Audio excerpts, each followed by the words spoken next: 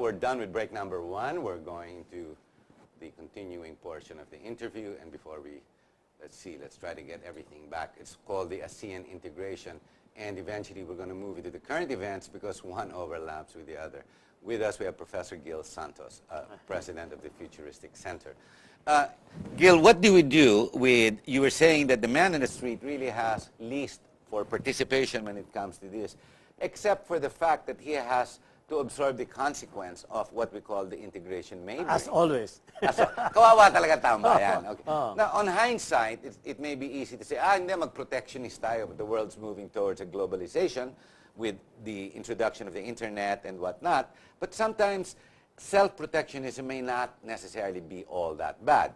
But what if, like you're saying, in the sugar industry, since we were not industrialized, which we should have been over the years, assuming, if not government, through government subsidy, support, promotion, we should have industrialized ourselves. But in the last 5-8 decades, we've done nothing but sleep. Diba? Walang ginawa. Because we adopted what we call the import substitute economy. But the assembly. But the import substitute economy, now with agricultural products, will begin to hurt even our own agriculture. Yes, precisely because we're not going to the basic. The basic means you will have to industrialize. In short, if you have a sugar plantation, you must now start from scratch and do all the processing until you get to the finished product. So wag mo ibibenta just the sugar itself. No. Look for all the other viable alternatives. Ethanol, for example. Pwede, that's something else. Or coconuts. You look at coconuts, there is something else. Did you know that you can have coconut perfume in the end? I know you can produce that. But I think the coconut industry is plagued right now with real problems, no? And new blights, you see. At kinakain na sila ngayon ng mga disease and what, especially in the island of Luzon. And more than 44 million of our coconut trees are infected. Senile. They don't produce anymore. Hindi na. So useless. Kaya kailangan nga, what we need really is a total rehabilitation. So we've identified 2 products, coconut and sugar. Yes. How about rice? Nag-import na nga tayo sa Vietnam. Ano mangyayari niya? Doon na tayo, mula ngayon, patay na natin yung mga rice farmers natin. The problem with our rice industry is, number 1, our irrigation is 75% down. 75% not working.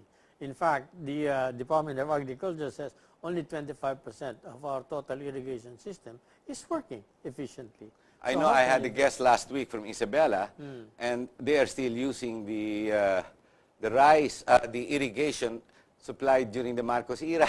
Not only that, if you have the old irrigation, you have all the irrigation canals, and they are silted, then useless. Then your water becomes shallower. Pag silted na, tama, aakyat Aakyat yun, walang mangyayari. And how could you produce now your sufficient rice when rice needs a lot of gallons and gallons and gallons of water before it produces rice in 3 months?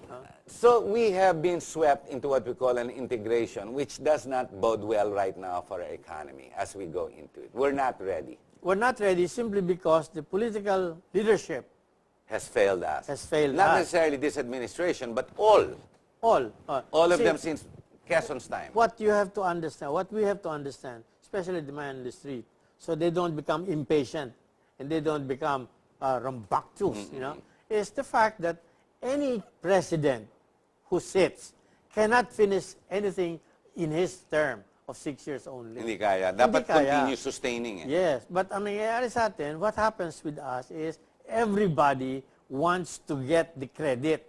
And therefore, the next president scrubs the last president's program. That's what happens. Walang sustaining. This happened during Quezon's time. Yes. The only difference is, what I can see is... It's one oligarch to the other. No. But because of the process and because of the time, is the Aquino, Cory Aquino and the Ramos portion, which is 12 years. You cannot, you must continue. We must develop the next rank to take over us. Hindi nangyayari sa atin Politics is personal and transactional. Yeah, and it's too populist. Yes, too populist. And now, we have incompetence sitting in administration. So how does this affect integration? what happens, therefore, is the integration is swept aside because it doesn't concern him. The integration concerns the country. But this integration and now, long term. But what is facing us now is a reality we cannot push back anymore. No. The ASEAN integration is real. Yes. And be it a problem or not, it's going to happen. So what I am expecting, and I hope it happens, is really wish it happens, is when they meet in December 15, 2015, all the ministers and all the leaders of the 10 ASEAN nations begin to realize, hey, we cannot do it yet. Let us postpone it. Why? Because Is that still possible? Akala ko hindi na pwede. no, pwede. Bagay, nothing's written It on has to be an stone. agreement. You see, in ASEAN, there is one word which is operative, but it has both plus and negative connotations. That's mushawara. Mushawara means consensus. Consensus. Yes. When I covered the first ASEAN meeting in 1976, my God, this mushawara thing took more than 34 hours just to negotiate why it should be put in and why it should not, And originally, it's the Indonesians who wanted it. So ngayon, who's pushing the ASEAN integration? Don't tell me, Amerika na naman. No, it's not. Talagang tayo-tayo lang yan. Tayo-tayo lang. Pero kung tayo-tayo lang, ang lakas ng banggaan. They're very adverse to each other. Right now, at least. No, but there is a plus factor here. Everybody seems to realize that all, no exception, of the international banking community and official agencies of the United Nations. They want that. They promote it. They predicted that the ASEAN as a regional group will develop faster even over China in the next 20 years. In short, our development can shoot up from 7.2 to 10% when China is going to slide down. Yes. So what does this mean? We have a population of 600 million right now. Yes. Between the 10 of us, and it's still multiplying, Therefore, it is both a market and a labor force to contend with. So what do we have to do? We must now invest in education to get the quality manpower behind the economy. On the education side, ako, Gil, alam mo, kiniinisan ko dyan. I just put that up on my Facebook page just recently. I don't understand why until now. I mean, we already have, we have Luis there, sitting there. So, I'm talking elementary, not tertiary levels. Yes. No? We don't even identify the disciplines, the different disciplines of what a Filipino is. What is a Filipino national? We haven't even identified that. Very much so, we don't inculcate this, or we don't teach this among the young in grade school, the elementary years, the virtues and the many disciplines of what the virtues that we require, be it for queuing up, spitting in the street, defecating in the street, corruption, orderliness, and respect for elders. We used to have this when I was in grade school, and it was taught more strongly, or it was more promoted in the public schools then. And today it seems to have been lost. Even the dialect is lost, because it's a mixture between English and Tagalog, nagiging Taglish, which even the horses have a hard time understanding. And we have added 12 more dialects. At dumagdag na ba ng 12 more? So, it's called miscommunication. That's going back to education. But I do agree with you. Education is where it's going to begin. But, so the only solution to the integration is hopefully a delay towards this integration. This is your hope and your prayer at this point. Yes. Because hindi pa kaya. Hindi pa kaya. But if we're not going to do anything, Gil, in the next decade, and it doesn't look like we're going to do anything in this administration, I mean, no changes are apparently underway. We're still, in Malacanang, they're still meeting, they're still having conferences. Well, that's why I'm saying this education must include educating the younger people on the need for political unity. The political mentality should not be personal and transactional. Naku, how do you do this? Mas lalo na I know. Ang hirap, Harry, it is a generational problem. You cannot solve it in 6 years. No, not in 10 years. 20 years. Yeah, 20, 25 maybe. 25 years. Kaya. But we've got to start somewhere. Like we said before, we love ourselves now. That's why we're supposed to lay down the foundation for the future. Because we not only love ourselves, we've got to love the children of our children's children.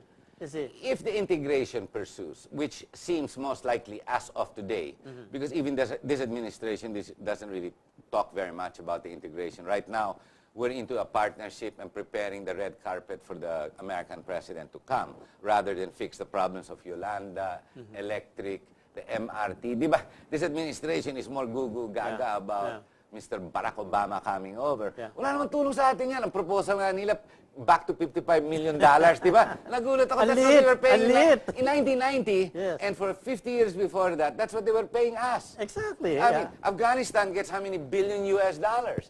Pakistan was condoned for $5 billion. Biro mo. Even Indonesia. And yet, we get nothing. Di ba? It doesn't make sense. But let's assume the integration will be the consequence and the reality. Anong paghanda natin? Higher cost, lower cost of price, basic commodities?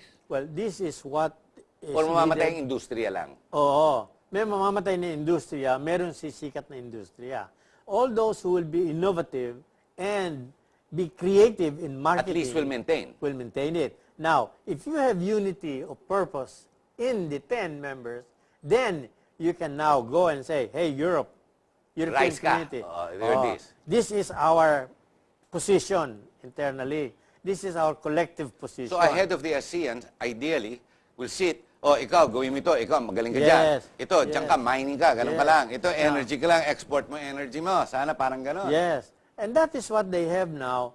The integration has started in some areas. For example, in biodiversity. It has started. In the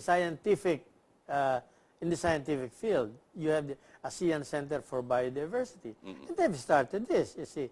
Now, when it comes to the other professions, may problema pa ron because doctors here may not be able to find jobs or practice the same way they would want in Singapore, you see, because of the standards and total requirement. Iba. Pero hindi kaya fault ang academe yun rather than any integration. I realize that. For example, international lawyers are barred from practicing here, and it's very protectionist. At hanggang ngayon, ayaw ng mga abogado, buksan nila yung pinto.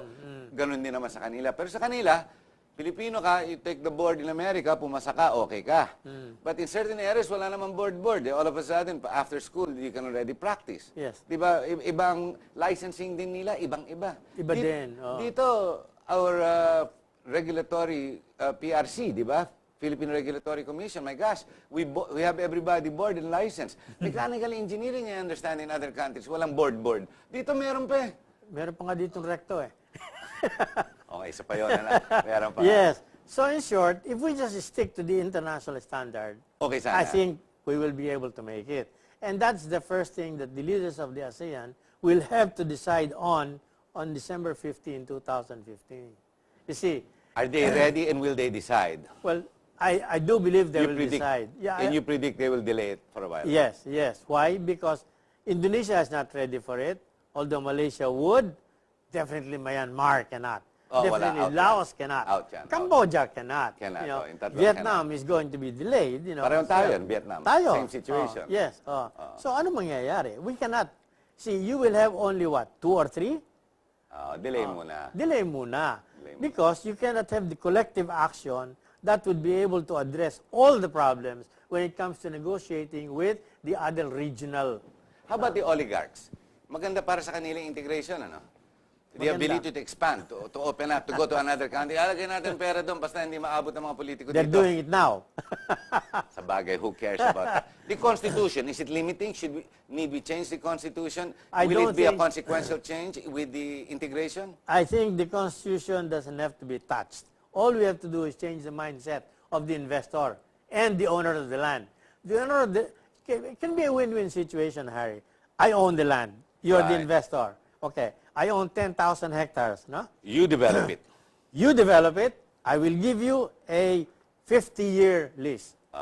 Renewable for another 50 years. You need not own it. No, you don't own it. So the mind of the investor has to look at, I don't have to buy it. Yes. So ganun din dapat yun. So what happens? But okay. What happens? His original cash outlay is smaller. Correct. And then, therefore, he can afford to pay labor on the international standard. The problem is, even though they do, gusto nila labor sa country kung saan mura, rather than paying the right wages. Yes, because they're also looking at the trade-off with the other areas of investments. You see, yun ang tinitingnan nila eh. It's a bigger picture to have to understand, but if you don't look at it in a holistic way, it's going to mess your brain. That's why we keep saying the investor and the Filipino owner of the land must understand how they can have a win-win situation. On both ways. Ladies and gentlemen, we're going to have to go on break number 2. And at this point, sit back. We'll be right back.